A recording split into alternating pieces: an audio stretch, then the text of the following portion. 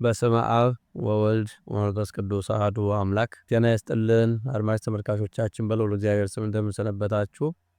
ዛሬ በበዓለ ልደት ዋዜማ ላይ ነው የምንገኘው።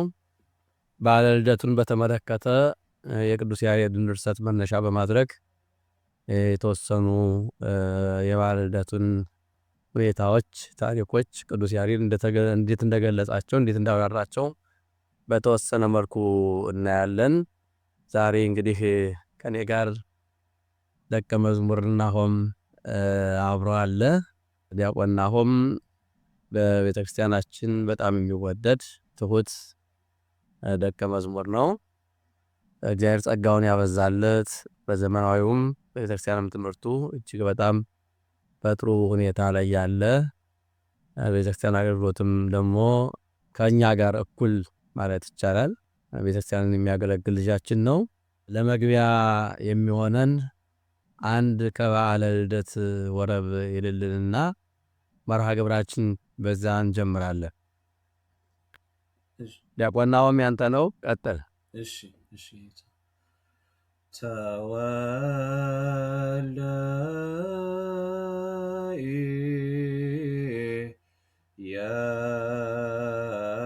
ኢየሱስ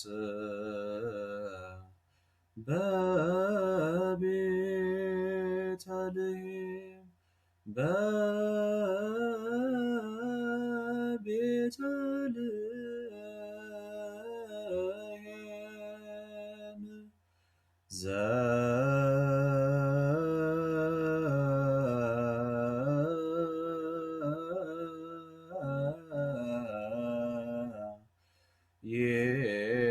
ይሁዳ በቤተልሔም ተወልደ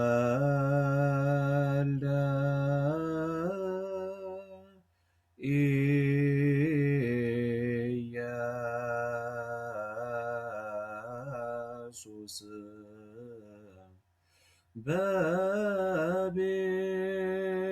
በቤተልሔም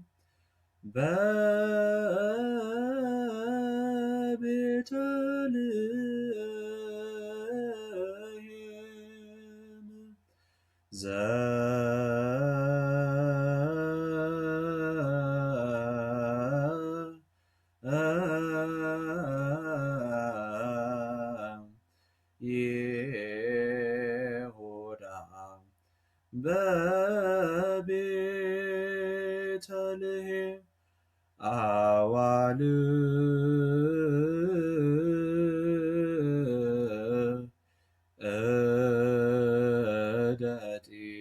በቤተልሔም ሮስ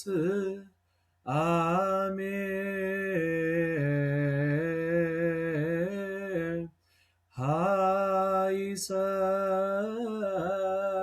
ሃይሰግዳ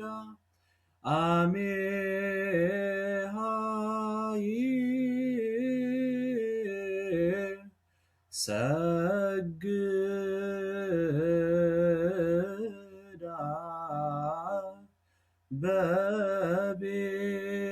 በቤተልሔም አዋል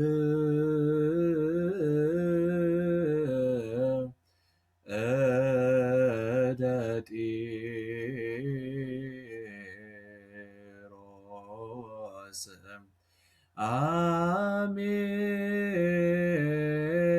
አሜን ሃይሰግዳ አሜን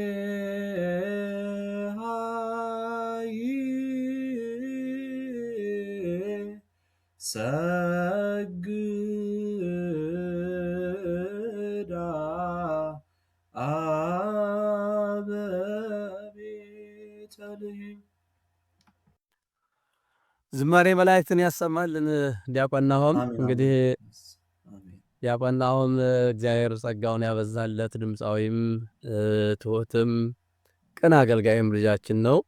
እግዚአብሔር ፍጻሜውን እንዲያሳምርልን በጸሎት እንጠይቃለን፣ እንለምናለን። ሁላችሁም በእውነት የምትሰሙት ሁሉ የምትሰሙት የምታዩት ሁሉ እንድትመርቁልን እግዚአብሔር በቤቱ እንዲያጸናልን ፍጻሜውን እንዲያሳምርልን ሁላችሁንም ለማሳሰብ እንወዳለን። እግዚአብሔር ይስጥልን። ዲያቆን ናሆም አሜን አሜን። አብሮ ያስብ። እንግዲህ ዲያቆን ናሆም ዛሬ ማኅበረ ቀለም የሚያሰማው እሱ ነው። ደቀ መዛሙርቱ በተራ ነው ማኅበረ ቀለም የሚያሰሙት። የልደትን ማኅበረ ቀለም ሙሉውን አሰምቶ አሁን ደግሞ በዚህ በጉባኤ ቤት ያሰማውን አንዱን ማለት ነው። በጉባኤ ቤቱ ማኅበረ ቀለም ሲያሰማ ከቆየው አንዱን ነው ያለልን። በዋና ትምህርቱ ደግሞ ቀን ቀን ጾመ ድጓ፣ ማታ ማታ ደግሞ ዘወትር ምዕራፍን አሁን በማጠናቀቅ ላይ ነው ያለው። እንደ እግዚአብሔር ፈቃድ ጾመ ድጓውን ከዘለቀ በኋላ እንግዲህ በዚሁ ዓመት አቋቋምን በወንበር መማር ይጀምራል። በዚህ በእኛ ጉባኤ ቤት ልማድ ማኅበረ ቀለም አስቀድሞም ከመጀመሪያ ጀምሮ ንባብ ተማሪዎችም ጀምረው ይሰማሉ። ያንን ማኅበረ ቀለም እየሰሙ ቤተክርስቲያኒቱን አብረው ያገለግላሉ። አሁን እግዚአብሔር ፈቅዶ በእውነቱ አድገው ማለት ነው፣ በእውቀት አድገው እኔም እንኳን ባልኖር ራሳቸውን ችለው ማኅሌት እየቆሙ ነው። ወደ ሌላ አጥቢያም እየተላኩ ችግር ባለበት ሁሉ ችግሩን እየቀረፉ ነው የሚገኙት።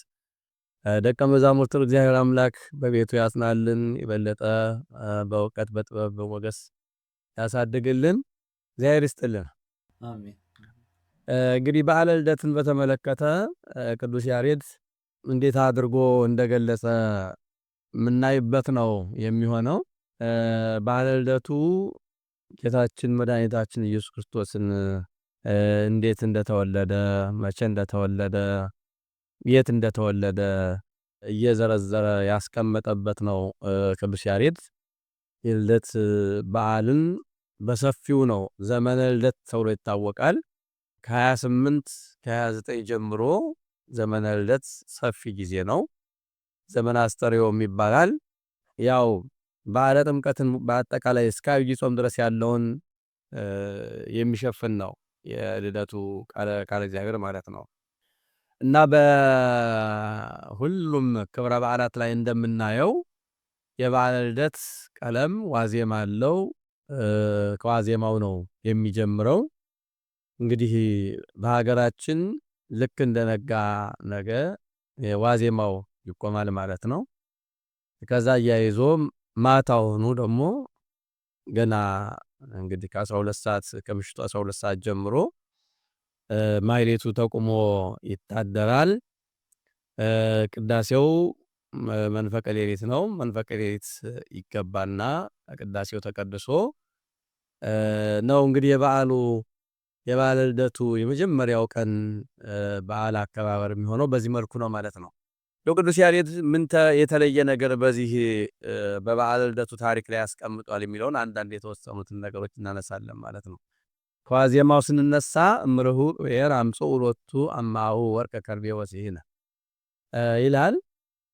ይሄ ቃል እንግዲህ በአጠቃላይ በማቴዎስ ወንጌል ምዕራፍ 2 ላይ የምናገኘውን ኃይለ ቃል መነሻ ያደረገ ነው። በእርግጥ ይሄ የማቴዎስ ወንጌል ላይ የምናገኘው ወይም ደግሞ በወንጌላቱ የምናገኘው የበዓለ ልደትን ታሪክ አስቀድመው ነቢያት ትንቢት የተናገሩት ፍጻሜው ማለት ነው። ነቢያት አስቀድመው ጌታችን መድኃኒታችን ኢየሱስ ክርስቶስ እንደሚወለድ በትንቢት ተናግረዋል። ቅዱስ ዳዊትን ብናነሳ ምስሌከ ቀዳማዊ በዕለተ ኀይብ በብርሃኖሙ ለቅዱሳን ወለድኩከ እምከርስ እምቅድመ ኮከበ ጽባሕ ይላል እና የቅዱስ ዳዊትን ብቻ አይደለም። ኢሳይያስንም ብናነሳ ናሁ ድንግል ትጸንስ ወትወልድ ወልደ፣ እነሆ ድንግል በድንግልና ትጸንሳለች ወንድ ልጅንም ትወልዳለች ስሙንም አማኑኤል ትለዋለች ብሎ አስቀድሞ ኢሳይያስ የተናገረውን ቅዱስ ዳዊት የተናገረውን እነ ሕዝቅኤል አስቀድመው የተናገሩትን አስቀድመው ነቢያት የተናገሩትን ጌታችን አምላካችን መድኃኒታችን ኢየሱስ ክርስቶስ ነቢያትንም የሚያናግር ሐዋርያትንም እንዲያስተምሩ ያስተማረ የፈቀደ የወደደ እሱ ስለሆነ በነቢያት የተነገረውን ለመፈጸም ነው ወደዚህ ዓለም የመጣው ጌታችን መድኃኒታችን ኢየሱስ ክርስቶስ። በከመ ነበበ በአፈ ነቢያቲሁ ቅዱሳን ለዓለም እንላለን።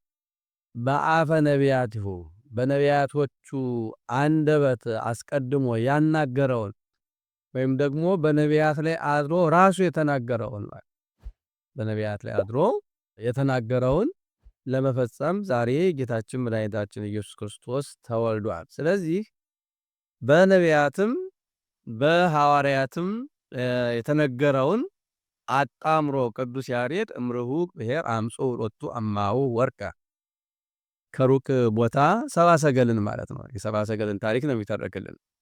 አማሁ ወርቀ ከርቤ ወሲነ ወርቅ ዕጣን ከርቤ አመጡለት ብሎ ከዋዜማው ጀምሮ ቃለ እግዚአብሔሩ የጌታችን መድኃኒታችን ኢየሱስ ክርስቶስ ልደት እንዴት እንደነበረ በልደቱ ጊዜ የተፈጸመውን ታሪክ ጭምር እየዘነዘረ ነው የሚነግረን። አስከበቶሙ ውስተ ጎለ እብን የት እንደተወለደ ደግሞ እዚሁ ላይ ይነግረናል ማለት ነው። ጌታችን መድኃኒታችን ኢየሱስ ክርስቶስ የተወለደው በበረት ነው። ስለዚህ የበረቱን ሁኔታ ሲገልጥ ጎለ እብን ብሎታል። ጎልም እንግዲህ ዋሻ ማለት ነው። እብን ማለት ደግሞ ድንጋይ ማለት ነው።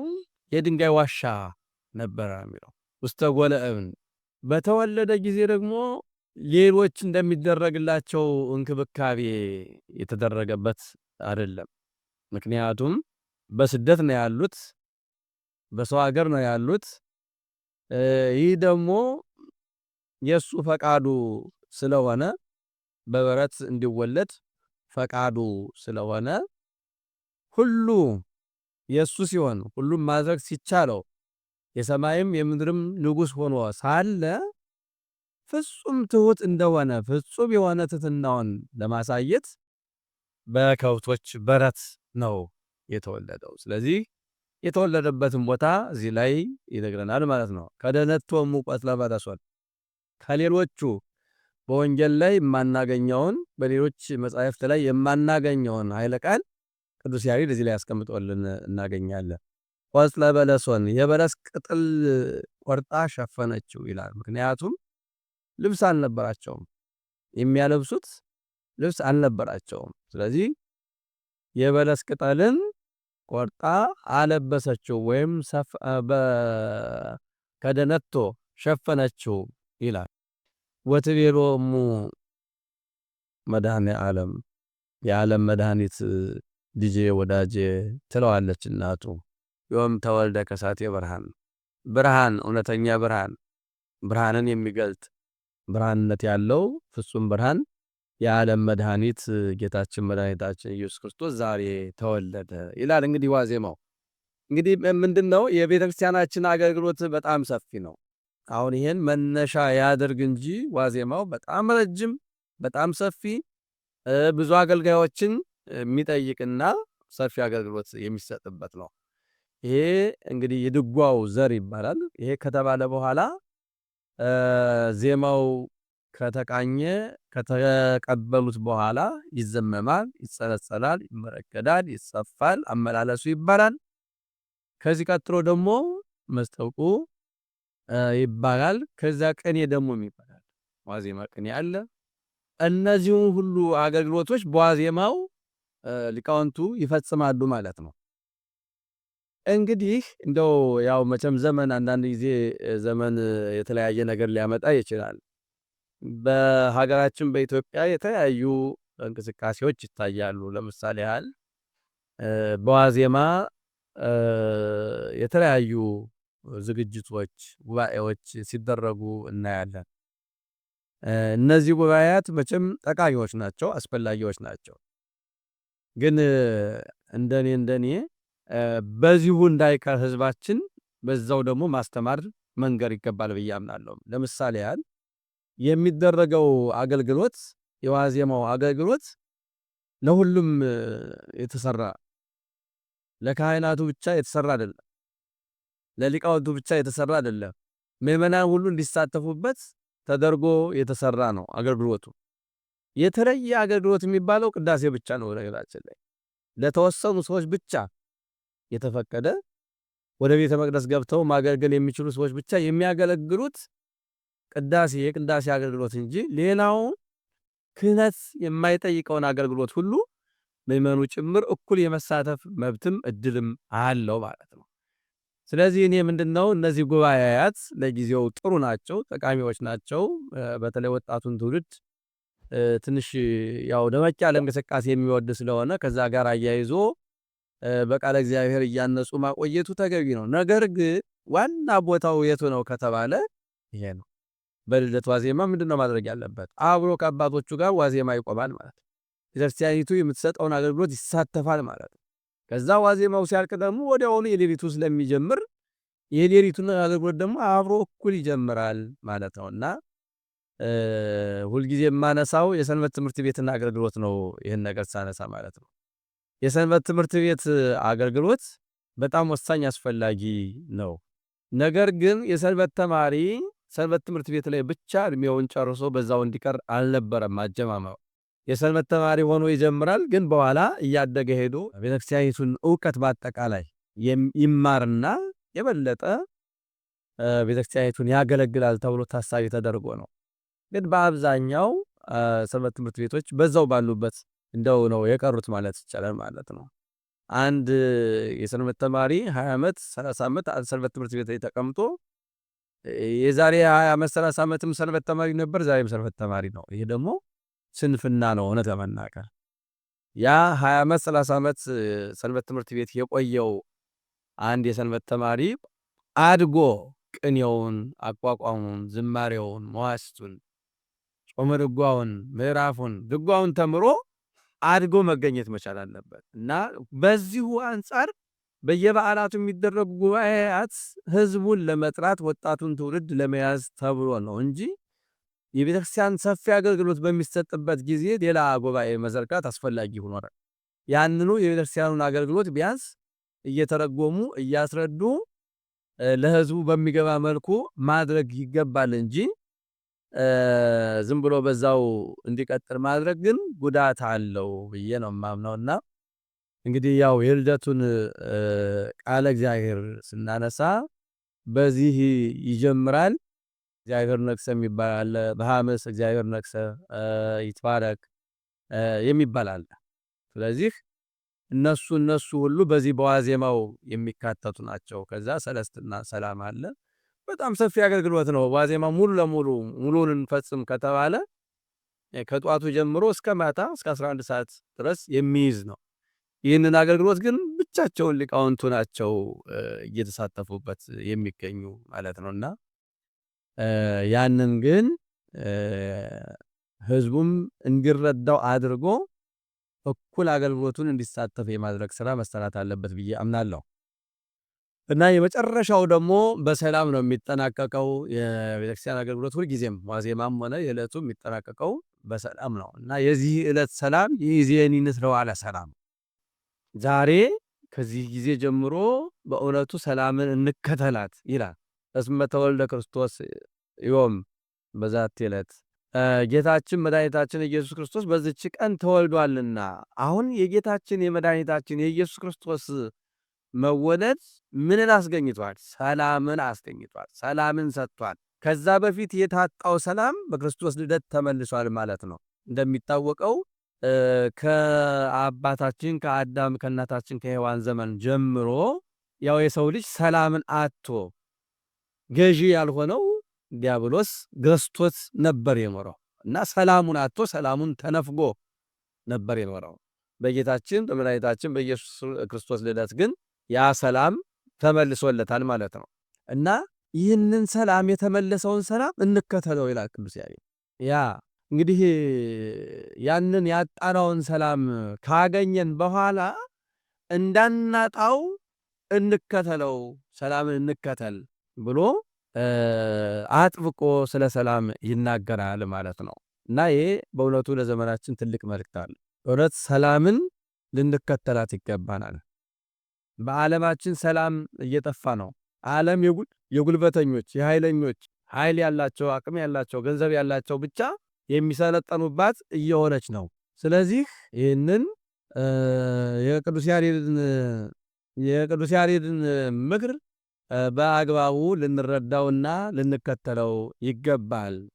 ፍስሐን ዜኑ ለዘየአምን በጌታችን በመድኃኒታችን በኢየሱስ ክርስቶስ መወለድ ለሚያምኑ ሁሉ ደስታን እንናገራለን ይላል።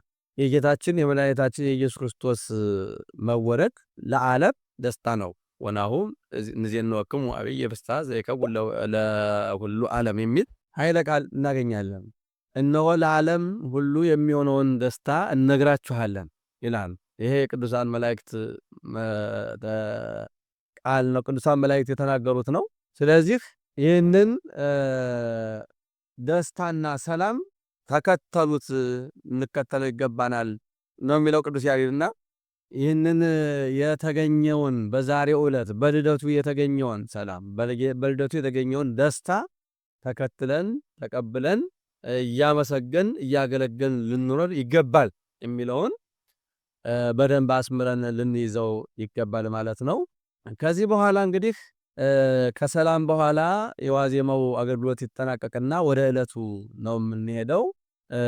ወደ ዕለቱ ስንሄድ ደግሞ ምን ጊዜም የቤተክርስቲያናችን የማህሌት አገልግሎት ስምዐኒ እግዚኦ ጸሎቴ በሚለው የቅዱስ ዳዊት መዝሙር ነው የሚጀምረው። ስብሖ ወውዱስ ዘሳረረ ኩሎ ዓለመ በአሐቲ ቃል፣ በአንዲት ቃል ዓለምን የሰራ በቃሉ ምንድነው? የቅዱስ ዳዊት እንደዚህ አይነቱን ደጋግሞ ይናገረዋል። እስመ ውእቱ ይቤ ወኮን ወውእቱ አዘዘ ወተፈጥሮ፣ እሱ ይሁን አለ ሆነ፣ እሱ አዘዛቸው ይፈጠሩ አለ ተፈጠሩ ይላል። ስለዚህ ይህንን ጌታችን መድኃኒታችን ኢየሱስ ክርስቶስ በቃሉ የፈጠረበትን ዓለምን የፈጠረበትን መነሻ በማድረግ ዓለምን በቃሉ የፈጠረ አምላክን ስቡሕ ወውዱስ ምስጋና የሚገባው የተመሰገነ ነው ብለን እንጀምርና ከዛ በዳዊት መዝሙር አቤቱ ጸሎቴን ስማኝ በሚለው መዝሙር እንቀጥላለን። ከዛ ቀጥሎ ነግስ የሚባል አለ። ነግስ ማለት የአንድን በዓል በትክክል የሚገልጸው ማለት ነው። ነግስ ሰብስቦ ሙሉ በዓሉን በአጠቃላይ መግለጽ የሚችል ማለት ነው። አርኬም ይባላል፣ ነግስም ይባላል። ነግሱ ሰላም ለልደትከ ኦ አማኑኤል ዘቀዳሚ ወዘዳሃሪ ብሎ የመዋዕል ኢየሱስ ክርስቶስ ዘአብ ቃል እፎ አግመረተከ ድንግል ወእፎ እንዘ አምላክ ሰከብከበ ጎል ይላል። በእውነቱ የልደቱን ነገር ሲያነሳ ደራሲው አማኑኤል ሆይ ለልደት ሰላምታ ይገባል፣ አንተ የመጀመሪያም ብሉየ መዋዕልም ነህ። እንግዲህ ብሉየ መዋዕል ሲል እሱ የሚያረጅ ሆኖ ሳይሆን አብላየ መዋዕል ዘመንን የምታስረጅ አንተ የማታረጅ ነህ ብሎ ገልጾታል። አዎ ጌታችን ኢየሱስ ክርስቶስ በዚህ በውዳሴ ማርያም ኢየሱስ ክርስቶስ ዘትማልም ወይወም እንላለን አይደለ? ጌታችን መድኃኒታችን ኢየሱስ ክርስቶስ ትናንትም ነበረ ዛሬም አለ፣ ዓለምንም አሳልፎ ይኖራል። ዘቀዳሚ አለ ወዘዳሃሪ፣ ቀድሞም የነበርክ ነህ በኋላም የምትኖረህ ነህ። ቀድሞ የሚለው ጊዜ ሳይኖር አንተ ነበርክ፣ ኋላ የሚባለው ጊዜ ሳይኖር ደግሞ አንተ ትኖራለህ ማለት። ስለዚህ ዘመንን የምታስረጅ ዘመንም የምታሳልፍ አንተ የማታረጅ የማታልፍ ነህ ብሎታል ደራሲው።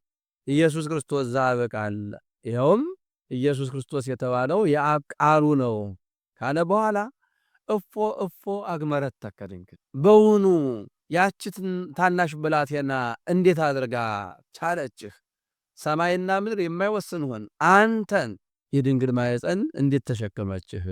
ወእፎ እንዘ አምላክ ሰከብከበ ጎል፣ ዓለምን ፈጥረ የምትገዛ የሰማይም የምድርም ንጉሥ አምላከ ሰማይ ወምድር ስትሆን እንዴት በበረተኛህ እያለ ደራሲው ያደንቃል ማለት ነው። እና የበዓሉ ትልቁ ታሪክ ወይም ደግሞ የበዓሉ ማዕከል ይሄ ነው።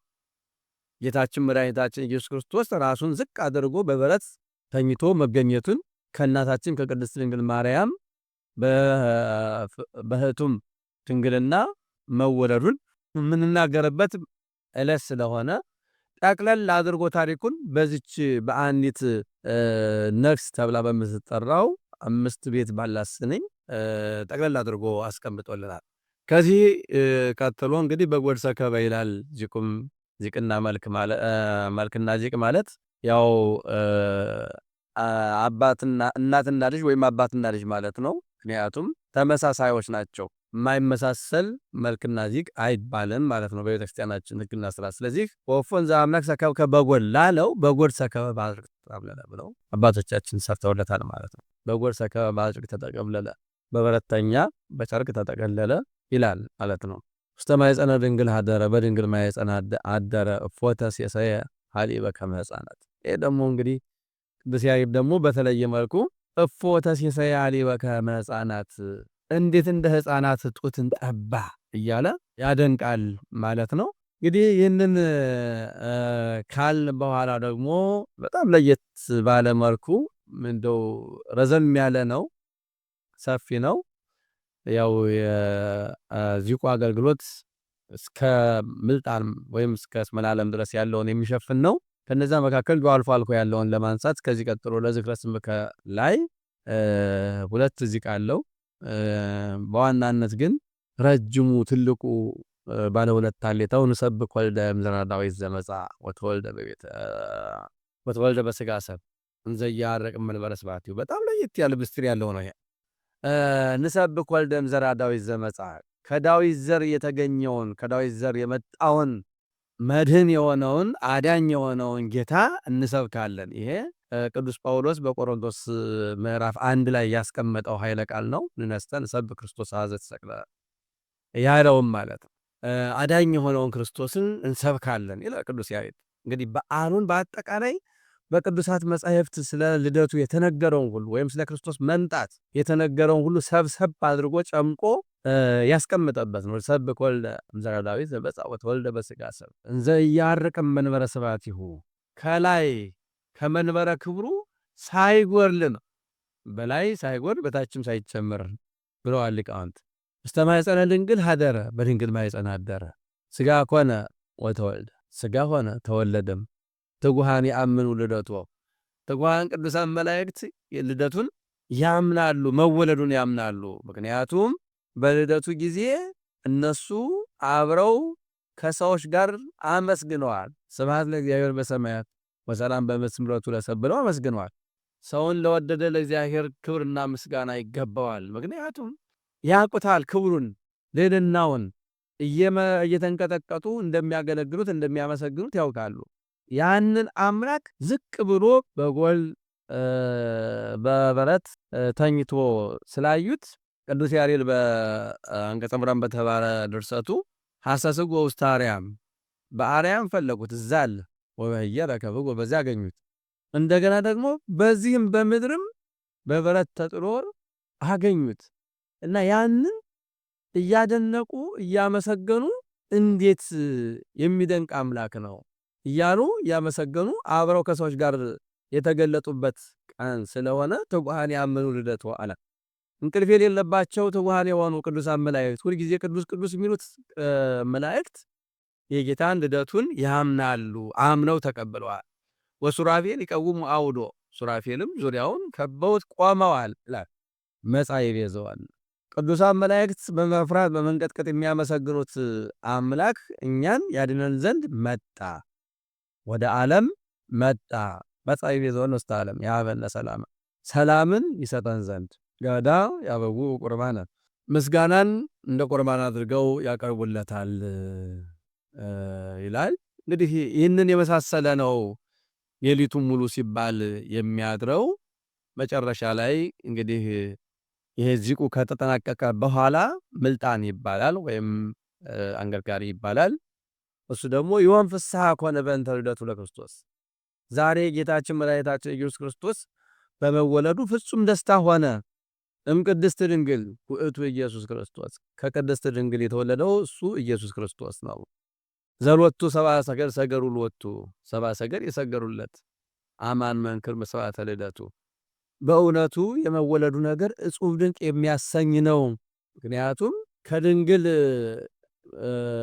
መወለዱ በሁለት ነገር እናደንቃለን። አንደኛ አምላክ እንደመሆኑ መጠን ሳይወለድ ሊያድንን ይችል ነበር በራሱ በፈቃዱ በስመታው መንፈስ ቅዱስ መጻወደ ሁሉም ማድረግ የሚቻለው አምላክ ስለሆነ፣ ግን ሰውን ከመውደዱ የተነሳ የእኛን ስጋ ለብሶ ዲያብሎስ በስጋ ከይሲ ተሰውሮ ያሳተውን አዳምን እሱ ደግሞ የሰው ስጋ ለብሶ ያንን ያሳተውን ዲያብሎስን ድል ነስቶ አዳምን ከወደቀበት አንስቷል። ይሄ ፍጹም ትሕትናውን የሚያሳይ ነው ማለት ነው። የሰው ልጅን መውደዱን ፍቅሩን የገለጠበት ነውና እኛን ዝቅ ያለውን ዝቅ ብሎ ተዋርዶ ወደ ቀደመ ክብራችን የመለሰበት ነው ይህ በዓለ ልደትና አማን መንክር ስብሐተ ልደቱ በእውነቱ እጹብ ድንቅ የሚያሰኝ የመወለዱ ነገር እጹብ ድንቅ የሚያሰኝ ነው እያለ ቅዱስ ያሬድ ደጋግሞ ያመሰግናል ማለት ነው። ከዚህ ቀጥሎ እስመ ለዓለም የሚባል አለ። እንግዲህ እስመ ለዓለሙ ተወልደ ኢየሱስ በቤተልሔም ዘይሁዳ የይሁዳ ክፍል በምትሆን በቤተልሔም ተወለደ። አዋልደ ጴጥሮስ አሚሃ ይሰግዳ የጢሮስ የሲዶና የዛ በቤተልሔም አካባቢ ያሉት ልጆች ሁሉ ያን ጊዜ ሰገዱለት። ሰብአ ሰገል አምጽኡ ሎቱ ጋዳ ሰብአ ሰገልም ወርቅ፣ ዕጣን፣ ከርቤ አመጡለት። እጅ መንሻ አድርገው አመጡለት። ወይታሰይ አዋልደ ይሁዳ የይሁዳ ልጆች ሁሉ እጅግ ተደሰቱ። ምክንያቱም ዋንቲሚ ቤተልሔም ምድረ ኤፍራታ የትያክም ነገሥተ ይሁዳ አስቀድሞ አንቺ ቤተልሔም ወይ ከይሁዳ ነገሥታት አታንሽም ተብሎ ተነግሮላት የነበረችውን የቤተልሔምን ከፍታ አይተዋልና በቤተልሔም ዙሪያ ያሉ ሁሉ እጅግ ተደሰቱ፣ እጅግ ደስ አላቸው የሚል ነው እስመ ለዓለሙ። እንግዲህ በአጠቃላይ ይህንን የመሰለ ምስጢር የሚነገርበት ነው። ወርቅ፣ ዕጣን፣ ከርቤ የሚለውን ቅዱስ ያሬድ ሲዘረዝረው እስመ ንጉሥ ውእቱ ወርቀ ያመጽኡ በእንተ መንግሥቱ ንጉሥ ነውና ስለ ንጉሥነቱ ወርቅን አመጡለት። ካህን ነውና ዕጣንን አመጡለት። ለሞቱ መታሰቢያ የሚሆነውን ደግሞ ከርቤን አመጡለት ብሎ በዝርዝር ተርጉሞት ያልፋል ማለት ነው ቅዱስ ያሬድ። ቅዱስ ያሬድ እንግዲህ ተርጓሚም ጭምር ነው። የተነገረውን አስቀድሞ መነሻ ያደርግና ይህን ማለቱ እንዲህ ነው እያለ እየተረጎመ የሚል ስለሆነ በዚህ መልኩ ቅዱስ ያሬድ በዓለ ልደትን ገልጦታል ማለት ነው። እንዲሁ በጥቂቱ ለበረከት ለመሳተፍ ያክል ነው እንጂ የቅዱስ ያሬድ ድርሰት ስለ በዓለ ልደት የተናገረው ይሄ ብቻ ነው ማለት አይደለም። እንደው ለቅምሻ ያክል ነው እንኳን አደረሳችሁ ለማለትም ጭምር ነው።